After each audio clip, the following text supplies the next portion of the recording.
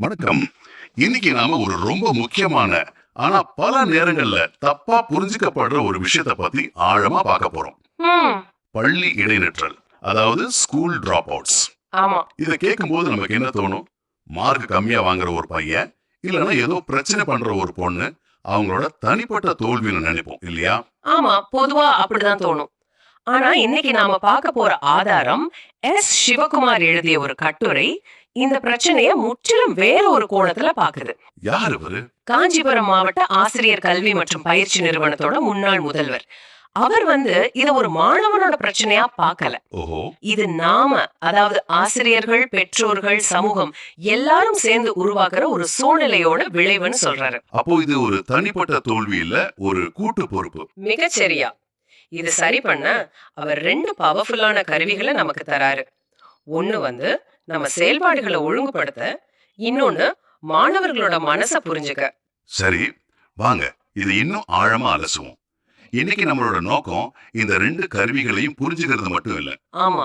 ஒருவேளை நம்ம பக்கத்து வீட்டுல இருக்கிற, இல்ல நம்ம கண்ணு முன்னாடி இருக்கிற கொஞ்சம் கொஞ்சமா படிப்பை விட்டு விலகி போற ஒரு மாணவனை நாம எப்படி பார்க்கலாம், அவனுக்கு எப்படி உதவலாம்னு யோசிக்கிறது தான். நிச்சயமா. அந்த முதல் கருவி கால மேலாண்மை மேட்ரிக்ஸ்னு சொல்லப்படுது. ஆமா, டைம் மேனேஜ்மெண்ட் மேட்ரிக்ஸ். கேட்கறதுக்கு ஏதோ கார்ப்பரேட் செமினார்ல பேசுற மாதிரி இருக்குல்ல. ஒரு கிளாஸ் ரூமுக்கு இது எப்படி பொருந்தும்? நல்ல கேள்வி. இந்த டைம் மேனேஜ்மெண்ட் மேட்ரிக்ஸ்ங்கிறது ஒரு பெரிய கான்செப்ட் தான். ஆனா ஆசிரியர் சிவகுமார் அத கல்விக்கு ஏத்த மாதிரி ரொம்ப எளிமையா மாத்திருக்கார். எப்படின்னு சொல்லுங்க. நம்ம வேலைகளை 4 கட்டமா பிரிக்கிறார். குவாட்ரண்ட்ஸ்னு சொல்லலாம். முதல் கட்டம் குவாட்ரண்ட் 1. குவாட்ரண்ட் 1 அவசரமானதும் முக்கியமானதுமான வேலைகள். இத நெருக்கடி மண்டலம்னு சொல்லலாம். நெருக்கடி மண்டலம், கிரைசிஸ் மேனேஜ்மெண்ட் அப்படின்னா ஒரு தீயணைப்பு விமானம் மாதிரி ஓடிக்கிட்டே இருக்கிறதா? எக்ஸாக்ட்லி, அது ஒரு சரியான அனாலஜி. ஒரு பையன் தொடர்ந்து ஸ்கூலுக்கு வரல, பரீட்சையில ஃபெயில் ஆயிட்டான், இல்லனா பெரிய தப்பு பண்ணிட்டான். உடனே நடவடிக்கை எடுக்கணும். ஆமா, உடனே பிரின்சிபால் கூப்பிடுறாரு, அப்பா அம்மாவை வர சொல்றாங்க.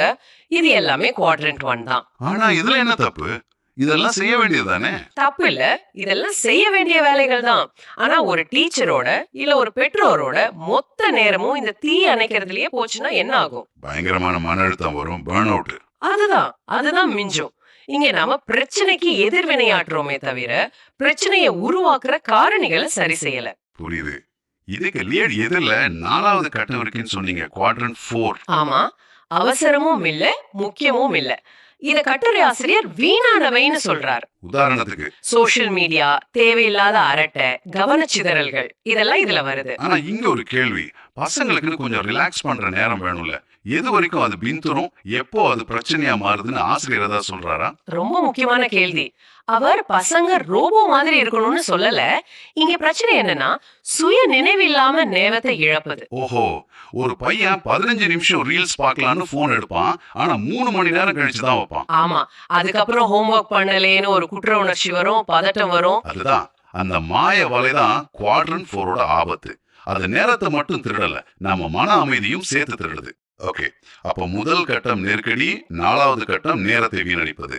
இது ரெண்டுக்கும் நடுவுல 3வது கட்டம் இருக்கு, குவாட்ரண்ட் 3. ஆமா, அவசரமானது ஆனா முக்கியம் இல்லாதது. இதுதான் ரொம்ப தந்திரமான கட்டம்னு தோணுது. ஆமா, இதை ஏமாற்று மண்டலம்னு கூட சொல்லலாம். ஏன்னா இது அவசரம்ங்கிற முகமூடிய போட்டுக்கிட்டு நம்ம நேரத்தை சாப்பிடும். ஒரு உதாரணம் சொல்லுங்களேன். சொல்றேன். ஒரு மாணவனோட சின்ன விஷயத்துக்காக இன்னொரு பெற்றோர்கிட்ட தேவையில்லாம வாட்ஸ்அப்ல வாக்குவாதம் பண்றது, இல்லனா ஒரு பையனோட பிரச்சனைக்கு சம்பந்தமே இல்லாம மற்றவங்களோட பிரச்சனைகளை பத்தி பேசி நேரத்தை வீணடிக்கிறது. இதெல்லாம் பாக்குறதுக்கு ஏதோ முக்கியமான விஷயம் மாதிரி தெரியும், ஆனா அந்த மாணவனோட உண்மையான வளர்ச்சிக்கு ஒரு துளி கூட உதவாது. கரெக்ட். இத கண்டுபிடிக்கிறது தான் பெரிய சவால். சரி, முதல் கட்டம் நெருக்கடி, 3வது ஏமாத்து வேலை, 4வது சுத்த வேஸ்ட். அப்போ தீர்வு எங்க இருக்கு? அதுதான் இந்த 2வது கட்டமா, குவாட்ரண்ட் 2. மிக சரியா. அவசரம் இல்லாதது ஆனால் முக்கியமானது. ஆமா, இதத்தான் கட்டுரை ஆசிரியர் தடுப்பு மற்றும் வளர்ச்சி மண்டலம்னு சொல்றாரு. இதுதான் அந்த ஃபயர் ஃபைட்டர் வேலைக்கு பதிலா ஒரு ஆர்கிடெக்ட் செய்யற வேலை. தீ பிடிக்காத கட்டிடத்தை கட்டுறது மாதிரி. அதுவேதான். இங்கதான் ஆசிரியர்களும் பெற்றோர்களும் அவங்களோட சக்திய முதலீடு செய்யணும்னு சிவகுமார் அழுத்தம் திருத்தமா சொல்றாரு. ஆனா இது கேட்கறதுக்கு நல்லா இருக்கு. ஒரு கிளாஸ்ல 40 பசங்க, முடிக்க வேண்டிய சிலபஸ்னு ஏகப்பட்ட அழுத்தம். உண்மைதான். இந்த மாதிரி சூழல்ல இருக்கிற ஒரு டீச்சருக்கு இந்த குவாட்ரண்ட் 2ல நேரம் செலவழிக்கிறது நடைமுறையில சாத்தியமா? அவங்களுக்கு குவாட்ரண்ட் 1, அதாவது இந்த நெருக்கடி மண்டலம் தான் நிரந்தரமா இருக்குமே. இது ஒரு மிகப்பெரிய சவால். அத கட்டுரை ஆசிரியர் மறுக்கல. ஆனா அவரோட வாதம் என்னன்னா, நீங்க உங்க நேரத்துல ஒரு 10% மட்டும் குவாட்ரண்ட் 2க்காக முதலீடு செஞ்சா போதும். வெறும் 10%? ஆமா. அப்படி செஞ்சா காலப்போக்குல உங்க குவாட்ரண்ட் 1ல செலவழிக்கிற நேரம் 30% குறையும் சொல்றாரு. ஓ, அப்போ இது ஒரு கூடுதல் வேலை இல்ல, இது ஒரு முதலீடு. அதுதான் பாயிண்ட். உதாரணத்துக்கு ஒரு மாணவன் பரீட்சையில ஃபெயில் ஆகுற வரைக்கும் காத்திருக்கிறது குவாட்ரண்ட் 1. சரி. ஆனா அவன் கொஞ்ச நாளா அமைதியா இருக்கானேன்னு கவனிச்சு, என்னப்பா எல்லாம் ஓகேவா கேக்குற அந்த 5 நிமிஷம் உரையாடல் இருக்குல்ல, இருக்கு. அது குவாட்ரண்ட் 2. அந்த 5 நிமிஷம் பல வார நெருக்கடியை தடுக்கலாம். Wow. It's an investment, not an extra cost. இது ஒரு பவர்ஃபுல்லான ஐடியா. அப்போ இந்த மேட்ரிக்ஸ்ங்கிறது நம்மளோட செயல்களை ஒழுங்குபடுத்துற ஒரு வரைபடம். ஆமா. ஆனா ஒரு மாணவன் ஸ்கூல்ல இருக்கணுமா வேணாமான்னு முடிவு பண்றது வெறும் செயல்களை பொறுத்தது இல்லையே. அது ரொம்பவே உணர்வுபூர்வமானது. நிச்சயமா. கட்டுரை ஆசிரியர் இதையும் கணக்கில் எடுத்துக்கிற மாதிரி தெரியுது. ஏன்னா இந்த கட்டமைப்புல இருந்து அடுத்து அவர் மனித உணர்வுகளை பத்தி பேசுறார். கரெக்ட். ஒரு கட்டிடம் நிக்கிறதுக்கு தூண்கள் எவ்வளவு முக்கியமோ அதே மாதிரி ஒரு குழந்தை பள்ளிக்கூடத்துல மகிழ்ச்சியா தங்கி இருக்க 3 உளவியல் தூண்கள் அவசியம்னு சொல்றாரு. உளவியல் தூண்கள்? ஆமா. இதுல முதல் தூண் ஏற்புடைமை, அதாவது sense of belonging. Sense of belonging, அதாவது நான் இங்கே வரவேற்கப்படுகிறேன் என்ற உணர்வா? அதை விட ஆழமானது. நான் இந்த கிளாஸ்ல மதிக்கப்படுறேன், எனக்கும் இங்க ஒரு இடம் இருக்கு, இந்த கிளாஸ் ரூமுக்கு நானும் ஒரு முக்கியமான ஆள் என்ற உணர்வு ஒவ்வொரு குழந்தைக்கும் வரணும்.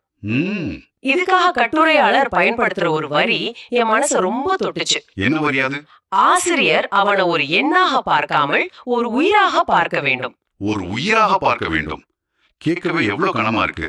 அட்டெண்டன்ஸ் ரெஜிஸ்டர்ல இருக்கிற ஒரு ரோல் நம்பரா இல்லாம அவனுக்கும் கனவுகள் உணர்வுகள் இருக்கிற ஒரு தனி மனுஷனா பார்க்கணும். ஆமா, இது ஒரு சின்ன விஷயம்தான். ஆனா இதுதான் ஒரு குழந்தை பள்ளியை நேசிக்கணுமா இல்ல வெறுக்கணுமான்னு முடிவு பண்ணுது. உண்மைதான். சரி, ரெண்டாவது தூண் என்ன? ரெண்டாவது தூண் வளர்ச்சி மனப்பான்மை, அதாவது growth mindset. ஓ, growth mindset. இது இப்போ ரொம்ப அதிகமா பேசப்படுதே. ஆமா. இன்னைக்கு எனக்கு கணக்கு வரல, ஆனா நான் சேஷ்டை செஞ்சா, பயிற்சி பண்ணினா நாளைக்கு என்னால கத்துக்க முடியும் என்ற நம்பிக்கையை ஒரு குழந்தை மனசுல விதைக்கிறது. இதுல ஆசிரியர்கள், பெற்றோர்கள் 2 பேருக்குமே பெரிய பங்கு இருக்கு. ரொம்ப பெரிய பங்கு. உன்னால முடியாது, நீ ஒரு மக்குன்னு சொல்றது ரொம்ப சுலபம். ஆனா வா நாம சேர்ந்து முயற்சி பண்ணலான்ற ஒரு வார்த்தை ஒரு குழந்தையோட எதிர்காலத்தையே மாத்தி அமைச்சிரும். கரெக்ட். கட்டுரையாளர் ஒரு சின்ன சம்பவத்தை சொல்றாரு. ஒரு டீச்சர் ஒரு பையன் நோட் புக்ல பாடம் எழுதாம சூப்பரா கார்ட்டூன் வரைஞ்சிட்டு இருந்ததை பாக்குறாங்க. அவனை திட்டி பிரம்பால அடிக்கிறது குவாட்ரண்ட் 1 செயல் இல்லையா? அதேதான். ஆனா அந்த டீச்சர் என்ன செஞ்சாங்கன்னா, டே, இந்த சயின்ஸ் கான்செப்ட் கொஞ்சம் கஷ்டமா இருக்கு, இத விளக்குற மாதிரி ஒரு கார்ட்டூன் வரைஞ்சு தர முடியுமான்னு கேட்டாங்க. அப்படியா? ஆமா. அந்த பையன் அந்த கிளாஸோட அபிஷியல் இல்லஸ்ட்ரேட்டர் ஆகிட்டான். படிப்புலயும் அவனோட கவனம் அதிகமாயிடுச்சு. இதுதான் ஒரே கல்லுல 2 மாங்காய். அவனுக்கு வளர்ச்சி மனப்பான்மையையும் கொடுத்தாச்சு, ஏற்புடைமையை உணர்வையும் கொடுத்தாச்சு. அபாரமான உதாரணம். சரி, மூணாவது தூண் என்ன? மூணாவது மற்றும் மிக முக்கியமான தூண் அச்சின்மை, ஃப்ரீடம் ஃப்ரம் ஃபியர். பயத்திலிருந்து விடுதலை. ஆமா. தண்டனைக்கு பயந்து ஸ்கூலுக்கு வர குழந்தை அந்த பயம் இல்லாத முதல் வாய்ப்பு கிடைக்கும் போது ஸ்கூலை விட்டு ஓடிடும். நிச்சயமா. ஆனா அன்பால ஈர்க்கப்படுற குழந்தைதான் பள்ளிக்கூடத்துல தங்கும். உண்மைதான். பயம் ஒரு தற்காலிக ஊந்துதல், ஆனா அன்பு ஒரு நிரந்தரமான பிணைப்பு. சரியா சொன்னீங்க. டீச்சர் பிரம்ப கையில எடுத்தா கிளாஸ் அமைதியா இருக்கலாம், ஆனா அது ஒரு சுடுகாட்டு அமைதி.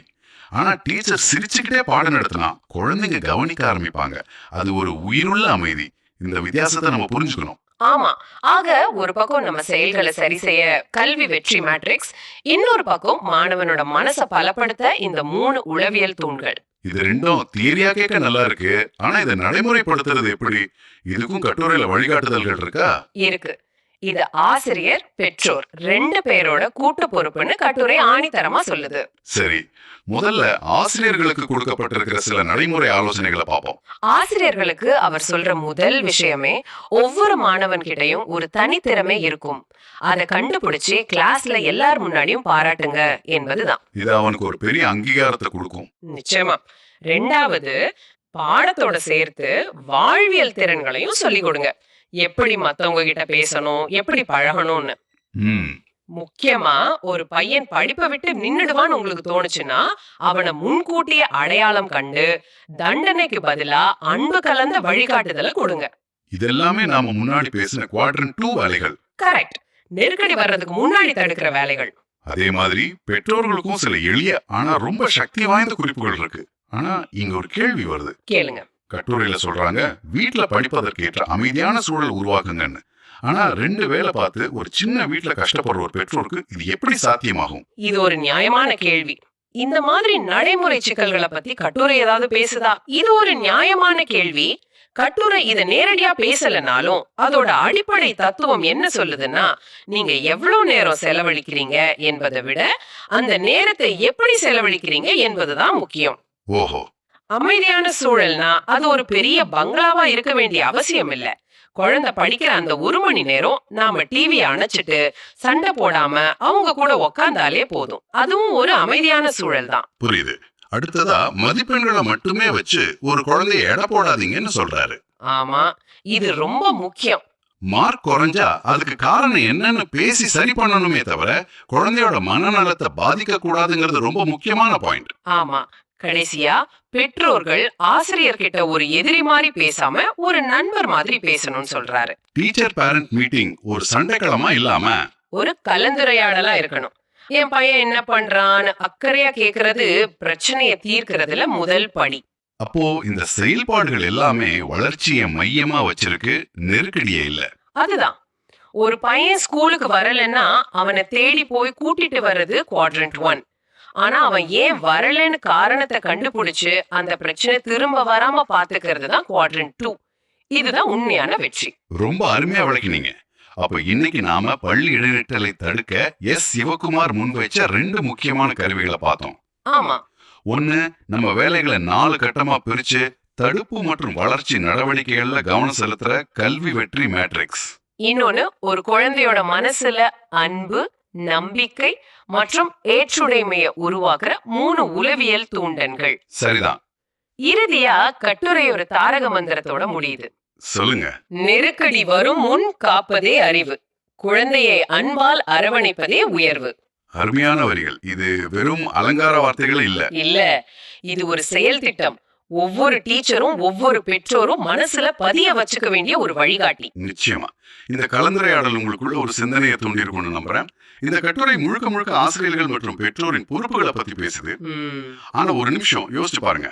ஒரு சமூகமா இந்த விஷயத்துல நம்மளோட குவாட்ரண்ட் 2 செயல்பாடு என்னவா இருக்க முடியும்? நல்ல கேள்வி. நம்ம தெருவுல, நம்ம அபார்ட்மெண்ட்ல இருக்கிற ஒவ்வொரு குழந்தைக்கும் அந்த ஏற்படுமை உணர்வை கொடுக்க, அதாவது நீயும் இந்த சமூகத்துக்கு முக்கியமானவன் என்ற உணர்வை கொடுக்க, அவசரம் இல்லாத ஆனா மிக முக்கியமான எந்த ஒரு சின்ன செயலை நம்மால செய்ய முடியும். இத சிந்தித்து பாருங்கள்.